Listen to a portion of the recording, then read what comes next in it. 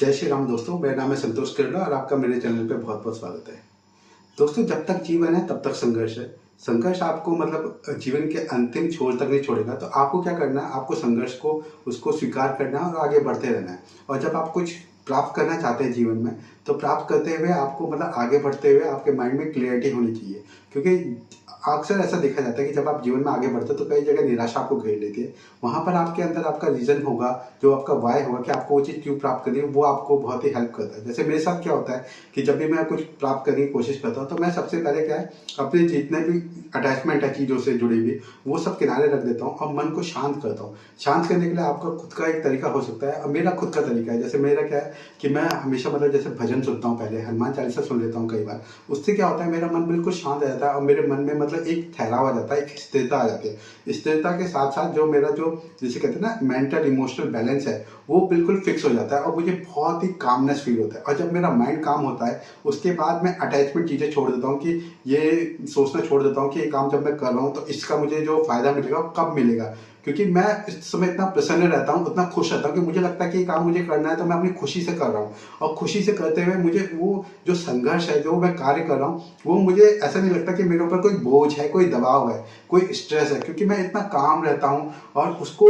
जब मैं करता हूँ तो मुझे आनंद की अनुभूति होती है। और आनंद का अनुभव करते हुए मैं इतना डिटर्मिनेट हो जाता हूँ कि ये चीज़ मैं कर रहा हूँ, इसको करने के लिए फिर मुझे ये नहीं देखता हूँ कि मुझे 4 घंटे काम करना है, 5 घंटे काम करना है। फिर मुझे दिन रात का भी कई बार अनुमान नहीं रहता। क्योंकि मैं जब काम करने बैठता हूँ, सिर्फ उस समय जब मुझे खाना खाना हो या पानी पीना हो, मैं तो ही मतलब अपने काम को छोड़ता हूँ, बाकी काम में लगा रहता हूँ। तो क्या है, इस समय मेरा जो विजन है, जो क्लियरिटी है, वो इतनी फोकस्ड हो जाती है कि वो मुझे मेरे गोल की तरफ ले जाती है।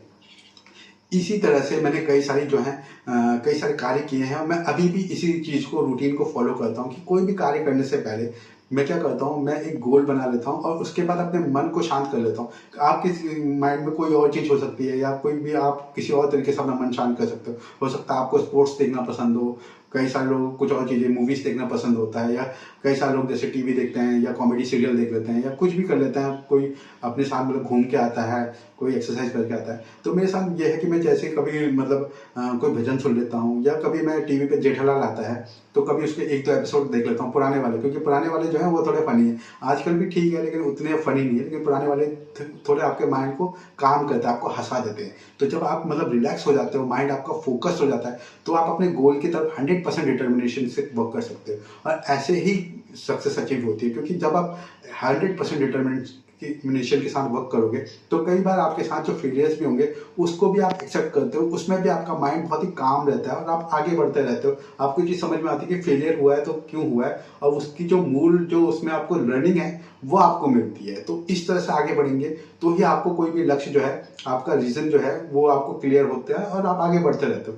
मेरे साथ भी यही हुआ है और कई सारे गोल मैंने ऐसे ही अचीव करे हैं। तो आपको भी कोई गोल अगर अचीव करना है तो आप उसको पहले एनालिसिस करिए, उसके लिए एक टाइम फ्रेम दीजिए और उस कार्य को करने में इंजॉय लीजिए। मतलब आप अपने आप को अटैच मत करिए उस चीज़ से कि यहाँ पर मुझे सक्सेस प्राप्त करनी है। बस खुश मन से वर्क करिए, जितना हो सके उसमें आप अपना 100% डेडिकेशन दीजिए।